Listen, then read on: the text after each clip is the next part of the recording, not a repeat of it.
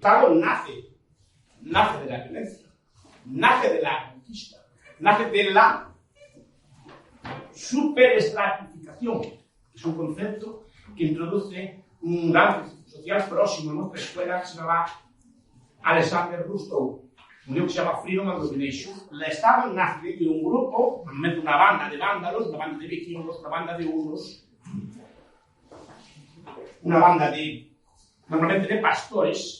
Es unas teorías, no sé cómo se llama, Buck Nibley, un profesor de la Universidad de Gatineau, tiene un trabajo muy precioso sobre el origen del Estado, y explica en términos de pastores móviles, gente ágil, conquistadora, acostumbrada a matar, que conquista campesinos estáticos en algún territorio cerrado, encapsulado. Esta es la tesis de Robert Carneiro.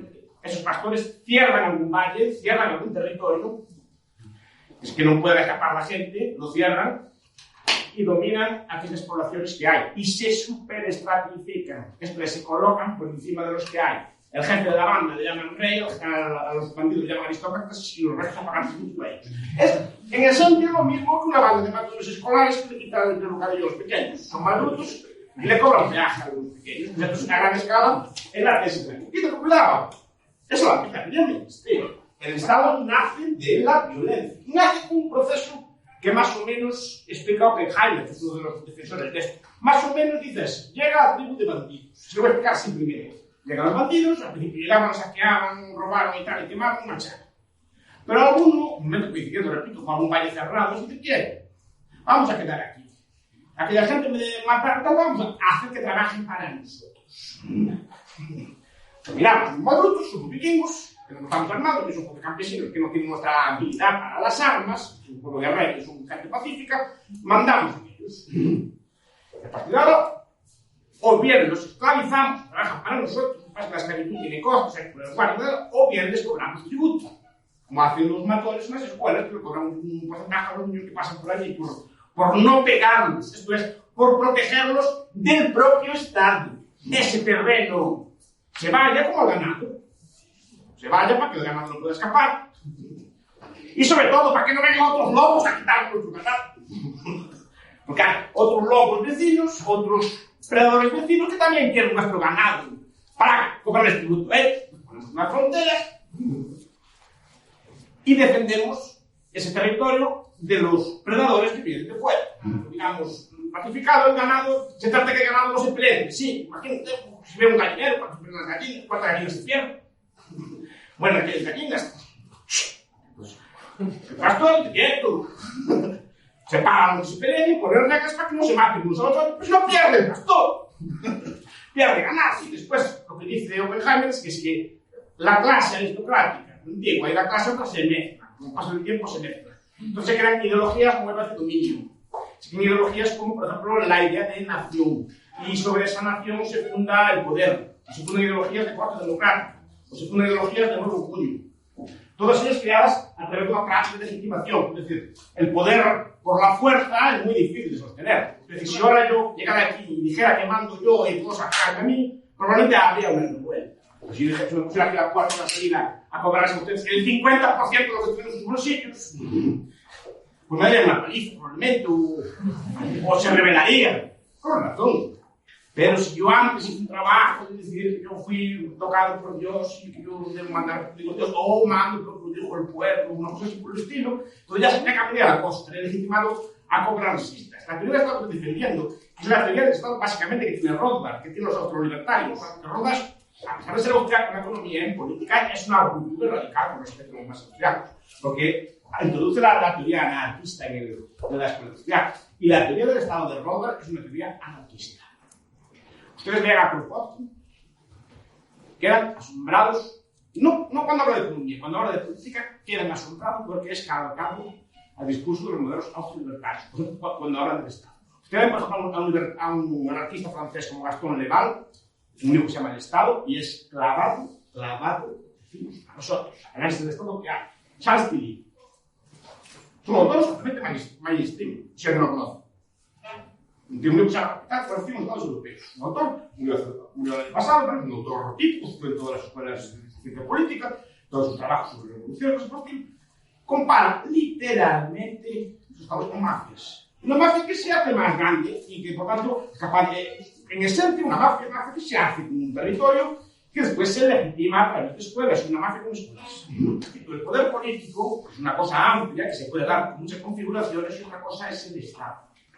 El Estado es una figura moderna del siglo XVIII para acá, en la configuración actual. Antes había formas de poder político. En la Edad Media, cada día, había varias formas de dominación política. Había el imperio, por ejemplo. El imperio es una forma política que no es territorial. El imperio reclama una especie de obediencia mundial, pero también es una especie de poder difuso, por ejemplo, el imperio germánico. Había las ciudades-estado italianas, que eran microestados, micropoderes políticos, una urbe dominaba un territorio fundante y había muchas de ellas. Había una figura que está poco estudiada, que son las ligas. La Liga de Westfalia, la Liga Renana, las 10 ciudades de los Elfas. Es decir, había varias asociaciones de ciudades que entre ellas comerciaban, homogeneizaban la ley, sobre todo la ley mercantil, y homogeneizaban el comercio, homogeneizaban la moneda, etc. Entonces, entre ellas tenían pacto de ayuda mutua, etc. Pero eran ciudades sin continuidad territorial. El Estado moderno, en cambio, tiene un elemento definitorio, que es el territorio. Es decir, hay un territorio y todo lo que hay en el territorio es mío. Y en ese territorio no hay otro poder que el mío. ¿Pero por qué triunfa el Estado? Triunfa porque son las instituciones más aptas para extraer recursos. Es decir, son instituciones que son capaces de movilizar miles de personas, ponerlas en armas y atacar al vecino. O son instituciones que son capaces de extraer tributos de forma más eficaz que sus competidores. Es la máquina de predación más eficaz que existe. Por eso se impuso a los demás. Y a partir de entonces empiezan a avasallar a sus vecinos. Empiezan a avasallar primero a todas las instituciones políticas que se hacen sombra, otros microestados, órdenes de este estilo, ciudades-estado, las van aniquilando poco a poco y se van estableciendo como territorios grandes, se van estableciendo como territorios estatales, con el monopolio, repito, de la territorialidad.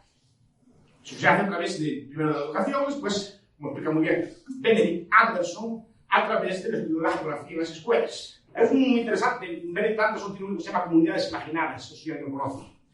En ese libro hay un capítulo final, es un capítulo sobre los mapas. Sobre la importancia de la idea de mapa. Como a ustedes desde pequeños y a mí también desde pequeños les machacaban la cabeza con mapas y a pintar mapas de colores. Estos son los nuestros, todos somos muy buenos, todos los que están dentro de España son muy buenos, todos los que están fuera son muy malos, que nos hicieron muchas cosas. Y dentro de ese territorio pues se establece una ley única, no se toleran discrepancias, se establece un tipo de territorialidad. Dentro de un Estado una lengua sola, dentro de un Estado una religión sola, dentro de un Estado una ley sola, etc. Cuando antes había muchas leyes en conflicto, había muchas lenguas dentro de un país, había muchas morales y muchos poderes dentro de un país. El Estado es una máquina de guerra, es una cosa, como bien sabe el profesor Calzada, nace con la guerra y crece con la guerra. La guerra no solo da origen al Estado, sino que contribuye al crecimiento del Estado. Es decir, la guerra primero unifica territorios, pero nos unifica físicamente y mentalmente. La mentalidad de guerra hace que la gente ceda sus defensas y esté dispuesta a subordinarse a cualquier idea que venga del Estado para no quedar como un antipatriota, porque se ve que cara afuera todos los españoles debemos estar unidos para independientemente de la presidencia.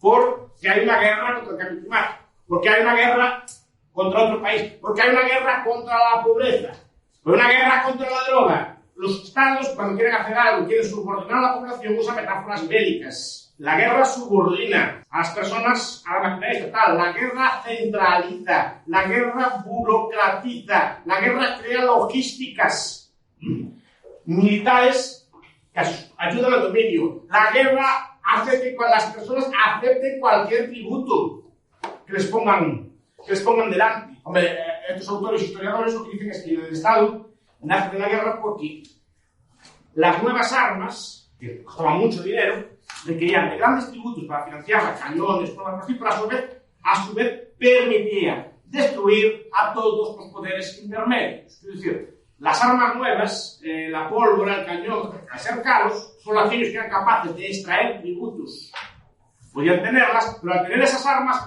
acababas con los castillos. Los castillos era una cosa muy buena, pero los castillos realizaban un poder local. Era un poder local que ningún poder central, ningún poder grande podía aplastar. Desde el momento que hay unas armas que pueden aplastar a esos castillos, que pueden aplastar a aquellas tropas de caballería, se centraliza el poder y se aumenta en extensión y en intensidad. Hace falta un poder más intensivo para poder financiar esos armamentos del Estado. Lo que pasa es que eso nunca a nivel de la educación de las personas, a nivel de las masas, eso no es difícil. Pero a mí me interesa destacar que el Estado no es una cosa así bendita que me caiga de los cielos, que es una cosa así. El Estado es una mafia. Eso hay que decirlo. Bueno, pues está allí, pues no la podemos echar fuera, está muy metida en nuestras cabezas, porque gastaron 12 años en educarnos, cosas por el estilo, y no. Claro, es una discriminatoria. Ustedes que aprenden en la escuela. Historia del Estado, lengua del Estado, religión del Estado, ética del Estado, geografía del Estado. La matemática que estudia una matemática que inventaron los sacerdotes egipcios para calcular territorios, para calcular impuestos. No es que el Estado, como dice el título de la conferencia, sea el enemigo, es el enemigo de la libertad. Que no es el enemigo. Pero el problema es la legitimación que encuentra. Acabar con él es muy difícil. Tampoco a lo mejor no sé si se habla o no se discutir. Si se educa a las personas en que es algo malo, la gente no quiere más, quiere menos. Pero si a ustedes les explican que el Estado es algo bueno, un contrato, un pacto, que nos ayudamos, tal, por el estilo, pues si es un bien, que hagan más. Es lógico. Pero por eso les dan este tipo de explicación. Es muy importante tener claro cuáles son los elementos que determinan el Estado y cuál es su verdadera naturaleza.